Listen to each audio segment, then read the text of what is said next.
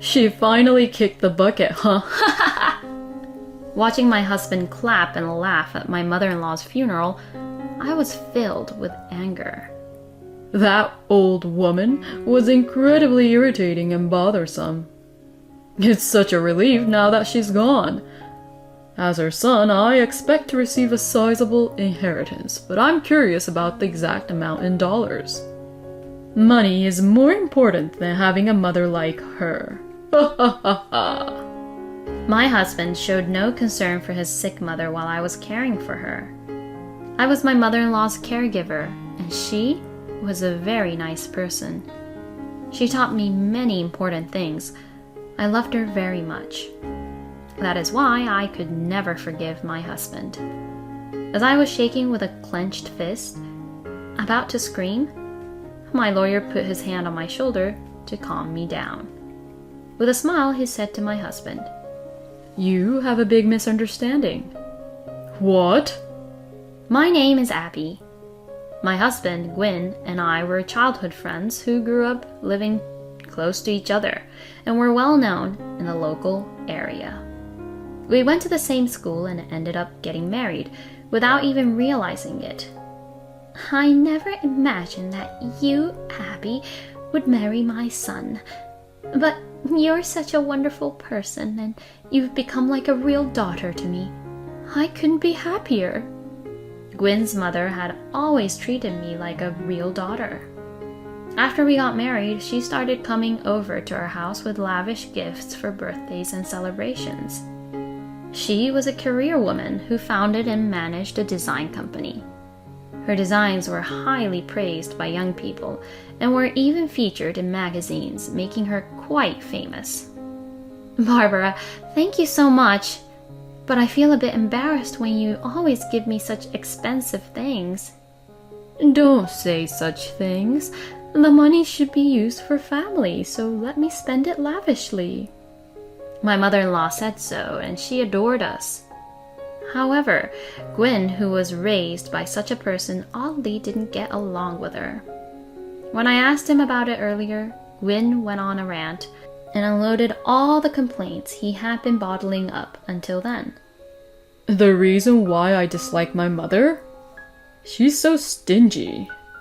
Even though she gives you presents and good food now, when I was a child I couldn't enjoy such luxuries. It's always no to this and no to that, despite having plenty of money.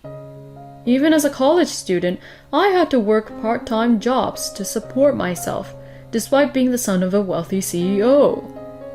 Gwyn, looking visibly frustrated, headed to the casino today, just like any other day. He quit his job without consulting me after we got married. He joined my mother-in-law's company but resigned on his own, claiming her education was too harsh.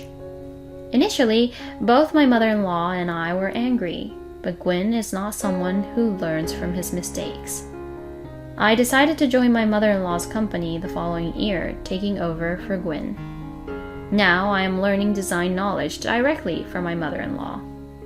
"I'm sorry for my stupid son behaving like that. He's always been fickle and has a habit of running away, so it's troubling." Although he has some good qualities in the past, he's become increasingly blatant in showing those negative aspects since we got married. I can really understand your struggles, Barbara. I was eager to help my mother-in-law in any way possible, so I learned everything I could from her. Her way of teaching was thorough yet gentle. Of course, the job was busy and not exactly easy, but it wasn't a toxic environment that would make someone want to run away. Despite this, Gwyn claimed it was too difficult and left. It was the very thing that my mother-in-law had been afraid of for so long. "I always made sure not to spoil Gwyn too much since he was young. Just because we had money, I didn't want to make things too easy for him and turn him into someone who couldn't fend for himself. So I never let him indulge in extravagances as a child and during his student days. He only received a minimal allowance and had to work part-time." While my mother-in-law is usually a cheerful person. Sometimes when we drink together at night, she lets out her frustrations like this. Every time I hear this, I can't help but admire her as a strong mother figure. Still, we couldn't correct his stubborn personality. Even now, he throws away his work and only causes trouble for you, Abby. It's embarrassing as a parent. The truth is, I should have disciplined him more. I'm really a terrible mother. That's not true. I'm happy that you, Barbara, became a part of our family. And thanks to you, I think I've grown a lot. Gwen is someone who we just have to leave be. But that's not your fault. If I do my best, my mother-in-law is happy. Seeing her happy was all I needed. However, it was during one of those moments that the end suddenly drew near. My mother-in-law fell ill. She had apparently been concealing her fatigue and poor health for some time, and she suddenly collapsed while we were working together. The doctor who examined her at the hospital where she was taken was deeply concerned by the seriousness of her condition. There should have been signs of this happening beforehand. Did someone tell you not to push yourself too hard? Upon hearing the doctor's words, Barbara, who had just woken up, laughed like a mischievous child. Sorry, Abby. I thought I could hang on a little longer, but I guess I'm not getting any younger. I was confident in my health, though. Although she spoke in a cheerful tone, her pale face was betraying the pain she was experiencing. I rushed to contact Gwen. Gwen! Barbara has collapsed! Upon hearing the news, Gwen didn't panic, but instead laughed and said, Well, she's an old hag now, so it's no surprise she collapsed. After all the trouble she's caused me, maybe this is karma catching up to her. It's really pitiful, but it's just what she deserves. Gwen's words left me open-mouthed. What is he even saying when his own mother was taken to the hospital in an emergency? I was so angry that I felt like throwing my smartphone away. It's not as easy as Gwen thinks it is. Barbara still looks like she's in pain, and it seems like she's been hiding her poor health for a while now. It's possible that the worst-case scenario could happen. Is the worst-case scenario something like using up a ton of medical expenses to get better, only to end up burdening others with caregiving and other responsibilities? If that's the case, then don't bother with treatment and just let her live comfortably. That way, insurance money will come in, and it will be problem solved, right? And then with that money, we can buy a car or something. I've been wanting a foreign car. Disgusted with Gwen talking happily on the other end of the phone, I hung up in the middle of our conversation. I don't even want to hear his voice anymore. Abby, what did Gwen say? I wasn't sure what to say to my mother-in-law, who was waiting for me in the hospital room. As I carefully chose my words, she gently took my hand and squeezed it. Don't push yourself too hard. I can imagine what that child said. And despite everything, I am still that child's mother. Even though she tried to smile through it, she couldn't hide the tears that welled up in her eyes. I wanted to talk more with that child, but it seems impossible now. In the end, we couldn't talk about that thing. The grip on my hand grew stronger. Abby, actually, there's something I need to tell you, even if it's just to you. Will you listen? I felt a bad premonition that signaled the real parting with my mother-in-law was approaching. I nodded deeply and said, Of course, please tell me. After all, I am already your daughter. My mother-in-law smiled happily and told me something shocking. The content was too shocking and I couldn't help but ask again, but when I questioned her, my mother-in-law never responded. After revealing everything, my mother-in-law had fallen into a peaceful slumber with a satisfied expression. Despite calling for a doctor in a hurry, she never woke up again. Holding her hand, which still retained warmth, I contacted Gwen once again. Though he was taken aback by my sobbing state, he seemed to have grasped the situation and let out a relieved sigh. By the looks of it, I guess Mom was already beyond help. I'm relieved. We won't have to be burdened with caregiving now. We need to hurry and withdraw the savings. I'll take care of the procedures so you can handle the funeral arrangements and stuff on your own. Don't waste money, okay? Try to keep the costs down as much as possible. Got it? I no longer have any expectations for Gwyn. Even though I heard Gwyn humming as he hung up the phone, I didn't plan on saying anything back. In the end, Gwyn didn't even show up to the funeral, while all of my mother-in-law's colleagues came to pay their final respects, despite the suddenness of her passing. Abby, I think the president had a son. Which one is he? I just wanted to introduce myself. She didn't have a son. If she did, he would be here, wouldn't he? I kept up my blank smile so as not to be further questioned. And so, Gwyn, who had the misfortune of losing his mother, didn't return home until after the funeral had ended and everyone had left. Hey, you look tired. The funeral took longer than I thought it would. I went to the casino nearby and won some money while waiting. I bought some snacks for us. Gwyn dumped the bag of snacks on the table and hurried over to me. So, what happened to the insurance money? Gwyn, I have something important to tell you. I took an envelope containing some documents from the back of the closet without even looking at him. Barbara told me about these papers before she passed away. You need to look at them too. Gwyn took the papers and his eyes widened. The documents stated that there was not a single dollar left in his mother's insurance policy.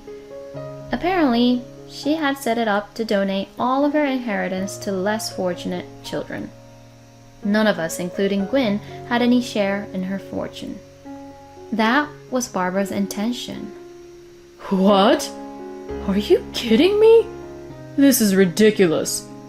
How much more does she want to harass me, her own son? He kicked the shopping bag at his feet and lunged at me. There's no way something like this can happen. This must be a fake document that you made. Show me. You must have something else to show me, right? Right. There is one more thing that I want you to take a look at. I rummaged through the drawer of the desk in my mother-in-law's room, shaking off Gwyn's hand. And there I found a letter that my mother-in-law had told me about before she passed away. Well, there's one more thing that I want you to see. Barbara was sorry for you to the end. I don't care. Just give it to me. Gwyn snatched the letter and roughly tore it open. The contents of the letter were about him and me.